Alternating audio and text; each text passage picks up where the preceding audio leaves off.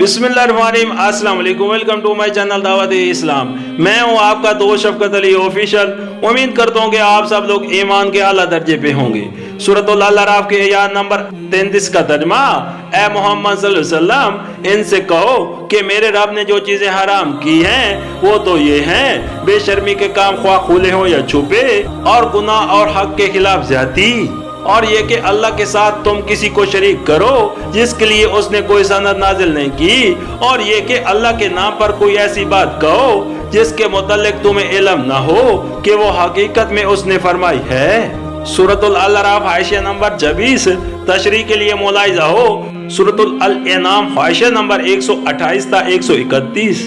सूरतुल अल-अराफ हाशिया नंबर 25 असल में लफ्ज इसमो इस्तेमाल हुआ है जिसके असल मानी कुताई के हैं। आसीमा उस ऊँटनी को कहते हैं जो तेज चल सकती हो मगर जानबूझकर सुस्त चले, उसी से इस लफ्ज में गुनाह का मफहूम पैदा हुआ है।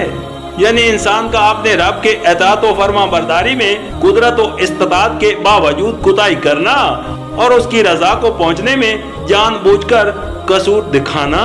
सूरतुल अल-अराफ हाशिया नंबर 26 यानी अपनी हद से तजावज करके ऐसे हदूद में कदम रखना जिनके अंदर दाखिल होने का इंसान को हक न हो। इस तारीफ की रूह से वो लोग भी बागी करार पाते हैं जो बंदगी की हद से निकलकर खुदा के मालिक में खुद मुख्तराना रवैया इख्तियार करते हैं, और वो भी जो खुदा की खुदाई में अपनी किबराई के डोंके बजाते हैं, और वो भी जो बंदगाने खुदा के हकूक पर दस्तदराजी करते हैं।